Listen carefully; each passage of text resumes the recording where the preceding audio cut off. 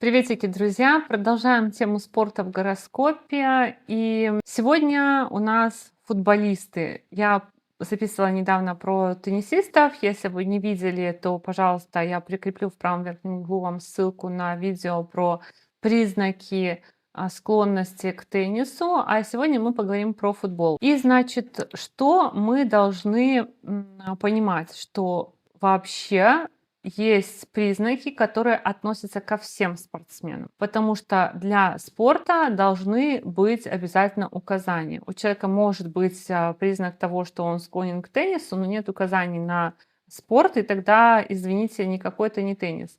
Поэтому самый первый общий признак для всех спортсменов — это связь третьего и шестого дома гороскопа. С третьим домом гороскопа связана больше Венера. Венера связана с третьим домом гороскопа, Бхатрикаракой или Марсом. Если у теннисистов это была Луна и Сатурн к третьему дому гороскопа больше имели отношение, то у футболистов это Венера, которая связана с третьим домом гороскопа, Бхатрикаракой или Марсом. У футболистов часто связь седьмого и десятого дома гороскопа. И это управитель седьмого в десятом, управитель седьмого в четвертом, управитель четвертого управитель десятого в седьмом и управитель седьмого в третьем очень часто. То есть, по сути, как бы даже можно четко отследить, где с футболистами знакомиться. В большинстве случаев Луна связана с Венерой или Даракаракой. Но тоже так интересно, я прошерстила очень много гороскопов футболистов, и вот у меня прям так хорошо шла эта теория, шла, что у футболистов Луна в Тельце, Луна в Весах, Луна соединена с Венерой, Луна под аспектом Венеры, Луна в Накшатре Венеры, либо в D1, либо в D9, либо в D10, но чаще всего даже в D1. Пока я не споткнулась от Дэвида Бекхэма. Я покажу на примерах, но все-таки у подавляющего большинства футболистов, а я просмотрела на этот признак человек 50, наверное, Луна связана с Венерой, так или иначе. И почему вообще Венера? Футболисты — это командные игроки. Я уже про теннис рассказывала, что у нас есть три вида спорта. Это спорт одиночный, когда человек выступает, допустим, на ковре. Вышел, показал элементы, ему поставили оценку, ушел. Есть спорт парный, но парный не совсем. Вот противостояние, когда один человек против другого выступает. Это теннис, это всякая борьба, это бокс. Вот тогда у человека есть отдельные какие-то признаки склонности к такому спорту. И есть третий вид спорта — это командные виды спорта, где человек является частью какой-то команды, звеном какой-то команды, и, соответственно, у него должны быть другие показатели. Вот это вот часть гороскопа — это седьмой дом гороскопа.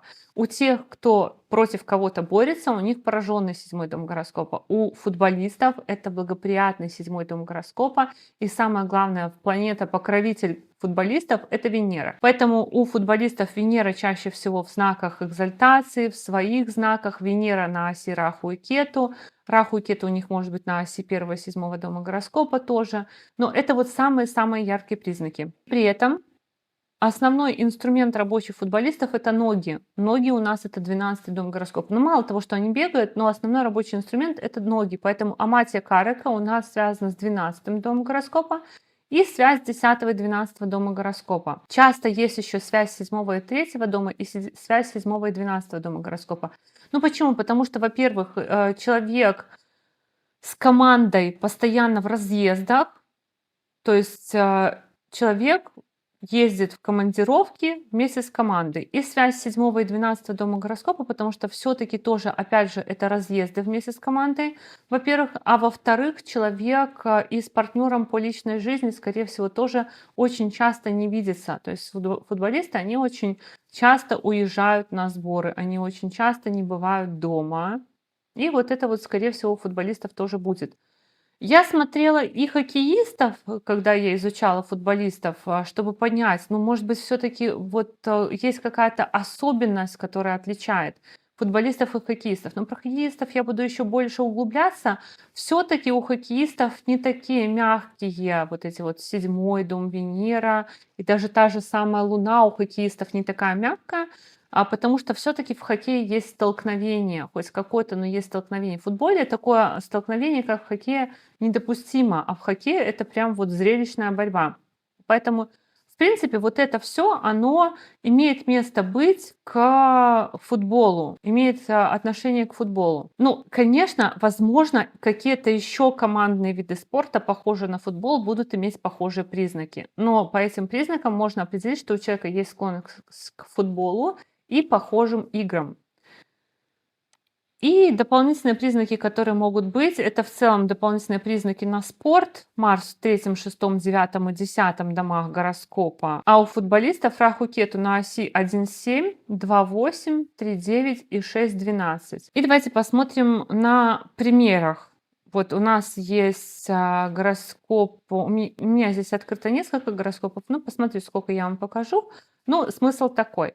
Первое, что у нас должно быть, это связь третьего и шестого дома гороскопа. Значит, D1, D9 и D10 мы откроем, потому что мы всегда смотрим D1, D9, а D10 это гороскоп карьеры, связь третьего и шестого дома гороскопа.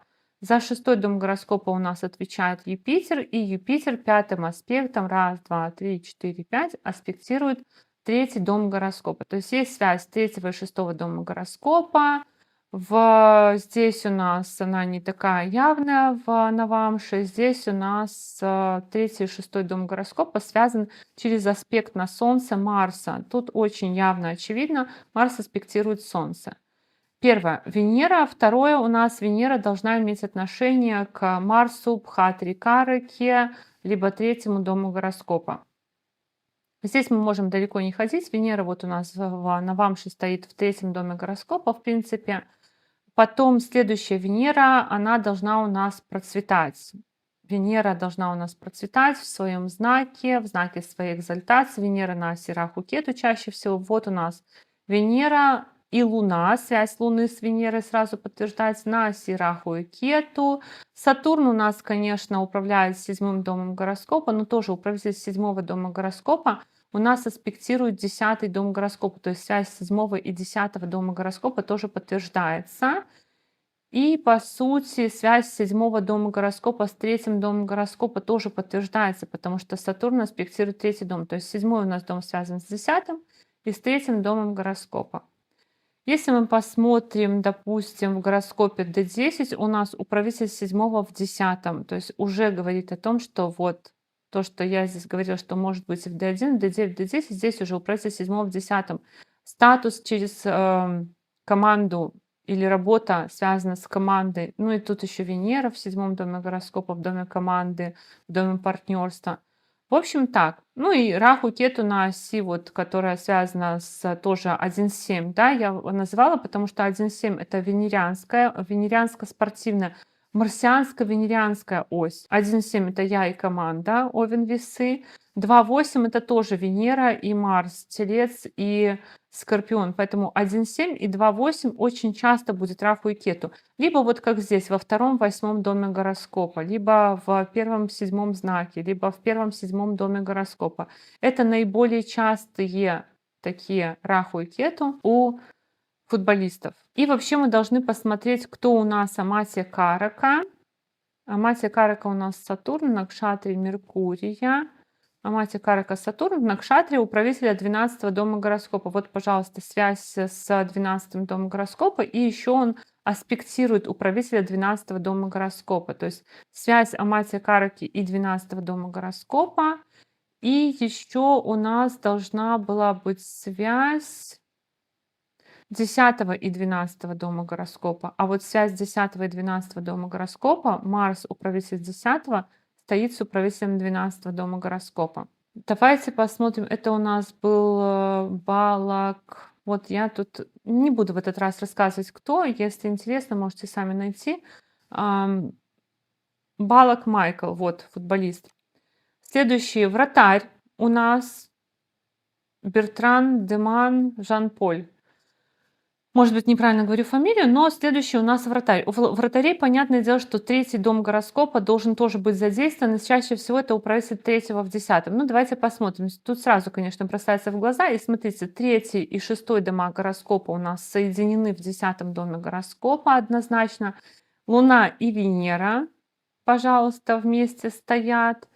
Дальше Венера у нас в своем собственном знаке, в знаке зодиака Телец. У футболистов Венера практически у всех либо в своем знаке, либо в знаке экзальтации. Дальше управитель седьмого дома гороскопа у нас находится в третьем доме. Венера у нас в накшатре Солнца. В накшатре Солнца. И она получает аспект от Марса. То есть связь Марса, связь Венеры с Марсом, Бхатри Каракой, либо третьим домом гороскопа здесь у нас присутствует. Управитель 12 дома гороскопа в 10 доме гороскопа. А Матья Карака у нас Сатурн опять, аспектирующий 12 дом гороскопа. То есть связь Матья Караки с 12 домом гороскопа тоже есть. И Сатурн, Матья Карака у нас в накшатре Луны, в принципе, нейтрально. Гороскоп профессии мы можем еще посмотреть до 10, что у нас здесь есть. Что у нас здесь есть? Раху Кету еще. Вот я забыла, что еще тоже второй, 8 дом гороскопа. То есть Раху Кету либо во втором, восьмом, в первом, седьмом, либо по знакам 2, 8, 1, 7. Тут то же самое. 7, 1. Ну, здесь у нас 3,9. Ну, 3,9 тоже. Но 3,9 реже встречается, потому что это тоже это третий дом, дом собственных усилий, вот это вот короткие пробежки, все, что связано с собственными усилиями и с короткими перемещениями, командировками, тоже здесь имеет место быть. Здесь у нас управитель седьмого дома гороскопа в четвертом доме аспектирует 10-й дом гороскопа, Марс и Венера у нас стоят вместе. В общем-то, седьмой дом гороскопа не так, как у теннисистов. У теннисистов прям очень часто Марс в седьмом доме гороскопа, а у футболистов прям седьмой дом гороскопа, он показывает какую-то совместную работу, совместную деятельность, совместные какие-то усилия. То есть у правителя седьмого в третьем можно сказать, что это совместная борьба у правителя седьмого и третьего дома гороскопа. Ну, в общем, так, тут тоже все у нас признаки есть, все признаки присутствуют. Давайте посмотрим следующий футболист Берти Николя. Но это не вратарь. Предыдущий был вратарь. Этот футболист у нас сразу хоп, чик, Венера в Тельце, Луна с Венерой стоит вместе, Раху, Кету, Весы, Овен, пожалуйста. Потом управитель третьего дома у нас Сатурн. Марс у нас управитель шестого дома гороскопа аспектирует третий дом гороскопа. Связь третьего и шестого дома гороскопа присутствует. Солнце у нас управитель 10 дома аспектирует 12 дом гороскопа. То есть связь 10 и 12 дома гороскопа тоже есть. Матья Карака у нас Сатурн. Матья Карака у нас Сатурн, аспектирующий управителя 12 дома гороскопа Венеры. То есть все тоже у нас здесь есть. Связь Венеры с третьим домом Бхатри Каракой. Но у нас Венера под аспектом Марса, и она сама Бхатри Карака. То есть здесь у нас Венера чаще всего Бхатри Карака. Мы боремся в команде. Человек борьбу включает именно в обстоятельствах, когда он находится в команде. Можно это так трактовать, потому что ничего лишнего в ведической астрологии нет. Здесь каждая калория на своем месте, каждая планеточка на своем месте.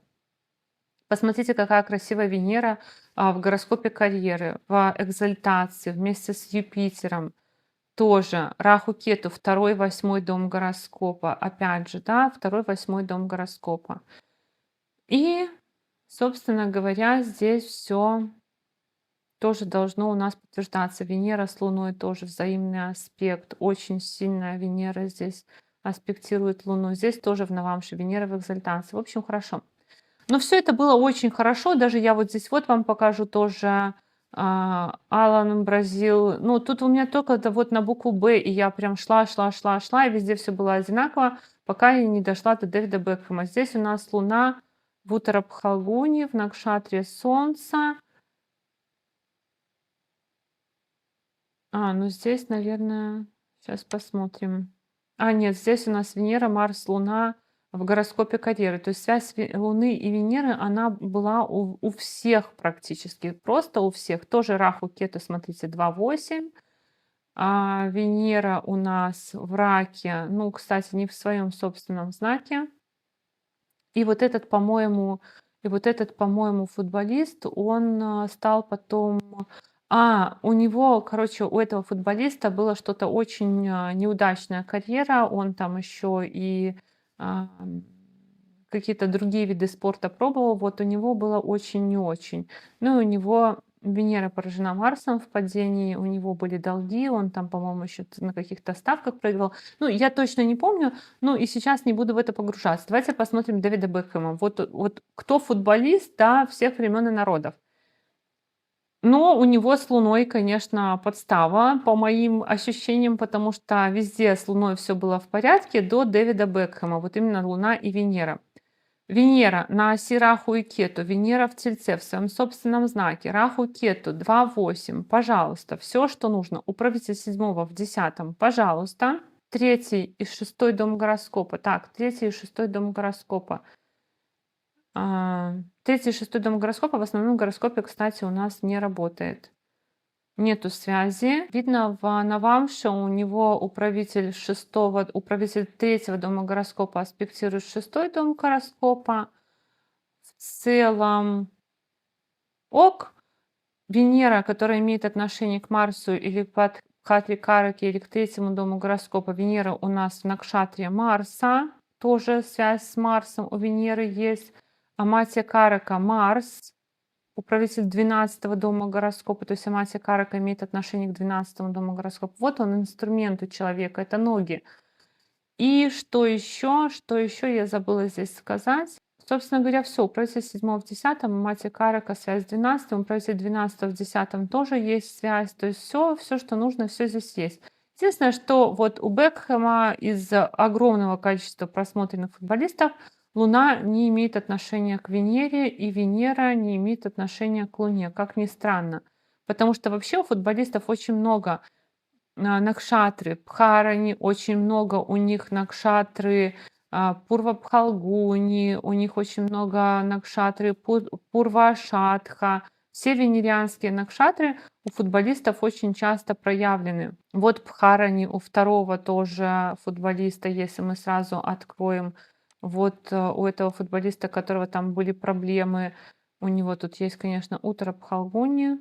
Ну, собственно говоря, вот и все. Тут ничего такого сложного нету, чтобы вычислить футболиста. Очень часто яркая Венера. И если человек спрашивает про спорт и очень часто яркая Венера, то тогда мы должны посмотреть, возможно, это какой-то командный спорт. Хотя Дэвид Бекхэм, конечно, был звездой, и не все футболисты становятся там, получают какие-то звездные роли, звездный статус, но я и не смотрела на признак звездности, я смотрела на признак, в принципе, склонности к футболу и умения работать в команде. Вот так, мои дорогие друзья, я надеюсь, что это видео будет вам интересным. Возможно, кто-то таким образом отправит своего ребенка на футбол, найдет какие-то, зажжет будущую звездочку. Я вас очень сильно попрошу не забывать ставить лайки, потому что в последнее время YouTube болеет.